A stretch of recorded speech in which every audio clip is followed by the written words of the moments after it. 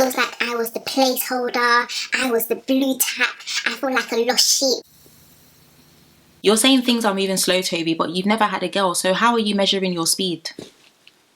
How are you doing that, Tobias? I don't want the drama, like I just don't like the drama. Okay, but you brought the drama.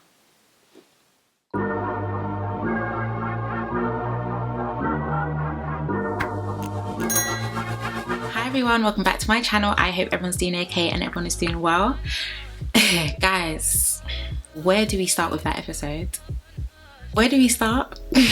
As always, there is a lot for us to unpick and unpack. So as I usually and I always say, please do get cozy and comfortable with your hot Ribena and your snacks, and I really hope you enjoy the rest of this review. Let's start off with the opening scenes of Rachel giving serious side-eye to Lucinda. I know for a fact you picked up on that because those cameramen know, or camerawomen, they know exactly what they are doing. They kept panning to Rachel. Of course, the tears started to roll because she's still hurting at the fact that Brad is no longer interested in her and he's now interested in Lucinda. But Rachel started saying some mad things yesterday. She was just like, it feels like I was the placeholder, I was the blue tack, I feel like a lost sheep. Like, a lost sheep. Rachel's going out sad. Rachel's going out too sad. It just makes me wonder, like, did Brad say or do something to her off camera? Because no girl acts like that unprovoked. No girl acts like that unprovoked. And that's something that many people in the TL were actually saying, like, something must have happened in that villa that we are unaware of, because Rachel is seriously in her feelings. This is definitely not the Rachel that I expected to see in the villa. So it's actually low-key sad to see. But also at the same time, it's like, Rachel, you're 29. You're 29, you're actually the big mummy of the group. Like, you're actually the auntie in that group, and you're letting someone that was born in the year 2000 make you question your worth because of non-English speaking Brad. She needs to do better immediately. So let's move on to Jake and Liberty. As you guys know, we stan Liberty heavy over here. I think she's an absolute sweetheart, and I say that in every single video where we mention her. Let's also speak about Jake because he is mad. Everyone knows that Jake's type is blonde hair and blue eye, which is given very much Hitler's Aryan race. I'm actually just thinking about it now. And if you don't know about the Aryan race, then Google it, because you should know about it. And if you do know about it, I rack with you, because that means you know history, and I'm a history nerd. But then Jake even went to open up his mouth and said, blue-eyed gang. Are you 12? When Liberty pulled him to the side, I said, yes. I said, yes, Libby. I literally said Sorosoke, because that means in Yoruba speak up. Like, yeah, speak up, because you can't just keep fumbling my feelings on my heart and things like that and then think it's okay for me to just sit on the sidelines waiting for you to test the waters to see if I'm someone that you actually want. Jake as well has now joined the line crew with Brad, because he was just like, yeah, I spoke to them, but you know, there was nothing there. There was nothing there, or they didn't want you, because it's given delusional. That's what it's given. Get into this Toby and Chloe situation, because guys, what is that? It's literally given Yawande, Danny and Aromatic all over again. This is literally part 2. It's clear that the spirit of homewrecker has now entered Chloe again, and in case you are unaware, Chloe has actually openly confessed to having an affair with a married man. We do not condone that over here. That is very, very, very trash behavior. If I'm going to be very honest with you, I actually feel like Chloe may suffer from main character syndrome, and that's actually a thing, by the way. Some people, they feel like they have to just be the center of attention all the time, and I feel like Chloe, of course, when she first came in, she was definitely the it girl. Everyone liked her, the girls were jealous, all this different stuff, and now Millie and Lucinda have come and they are now the it girls of the villa. So I feel like Chloe was actually looking for a way to kind of bring relevance back to her. I don't know if you guys have noticed, but she's gone back to slurring her words like she did when she first entered the villa. Like, I don't know if she thinks it sounds seductive, because it's actually quite annoying. So I just kind of find you quite attractive, and like, you're definitely my type. From what I've gathered, Tobias is not funny. I feel like I rarely hear him speak in the villa, and when he does, I don't crack a joke. Like, I don't crack a laugh, I don't have a little chin wag. It's none of that. But Toby could have literally been like, oh my gosh, like, it's proper hot. She'll be like, oh my gosh, Toby, it is hot. So let's quickly speak about the challenge before we get into the heat at the end of the show.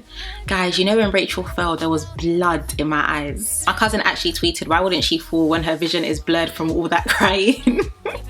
For me, that would have been my last straw. As in, as I've fallen on the floor, I'm rolling to the villa and I'm packing my bags and I'm coming home, because all this embarrassment, and then I'm gonna fall in the challenge.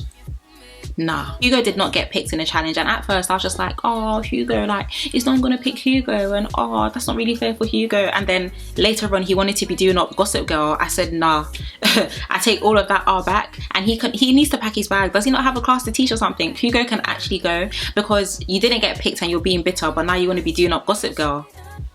I actually said if Chloe picks Tobias, that means that she can kill. And what did Chloe do? She picked Tobias, which means Chloe can kill.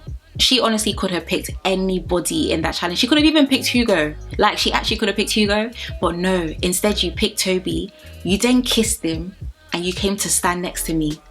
I think this is actually the first season where I've actually disliked every single boy that was casted. The boys are sitting down giving Toby very silly advice. Very, very silly advice. And this is why it's actually so important for you to make sure that your partner has friends that actually have sense, because it means if they don't have sense, when they're sitting down, they're all going to be having senseless conversations together. The advice that they were giving him was straight air. Straight air. Nothing productive and nothing fruitful. Just talking. And Toby was sitting there taking it all in. No. And let me just quickly add that Chloe is a beg. Chloe is actually a beg. Does she think this is Mean Girls? She was probably trying to chill with Lucinda and Millie, and this is not Destiny's Child, babe. No one here is your mate. Faye was on smoke yesterday. You stay right there. You stay right there. I was just like, yes, lips. Get her. Let's be real, Faye has never liked Chloe. Like, the second Chloe came into the villa, Faye already knew that that was her competition. Like, Faye already knew that. But actually, I'm very happy that in that episode she actually did speak up, because clearly Chloe is not a girl's girl. Like, you do not break the girl code. And then even Chloe was like, oh yeah, sometimes you have to leave the girl code at the door.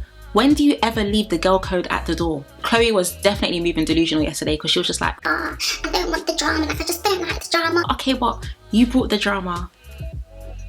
You are the drama. It's you. You're the main character, babe. You're the one that brought this on yourself. It's giving delusional. Yeah. So Tobias and Kaz are now having one useless conversation, and it's useless because his head is filled with useless thoughts of all of his friends. I just don't know why things aren't really like picking up between us. Like, I just feel like things are moving slow. Now, not even just slow, but like slow. You're saying things are moving slow, Toby, but you've never had a girl, so how are you measuring your speed? How are you doing that, Tobias? So Toby and Chloe end up kissing. Toby actually leans. No way. Kaz has been begging you for cuddles, and after 20 seconds you're leaning. You're giving yourself to Chloe to just be kissing like that.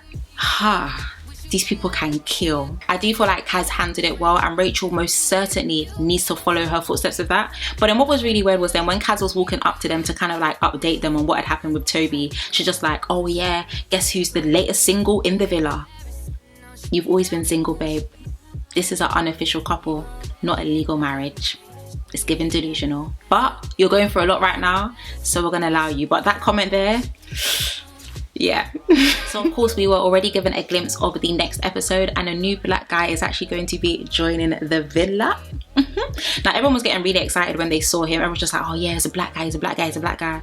But then everyone saw his Instagram, and it is very clear that this is going to be a very long season. A very long season, because there is no way he's interested in black girls. So his name is Ted, and I believe he's from Manchester, if I remember correctly. I think it's Manchester, but at first glance I actually think Millie might go for him, because if you remember, Millie did say that her type is Anthony Joshua with Joey Essex personality, and I guess this is her Anthony Joshua from Manchester.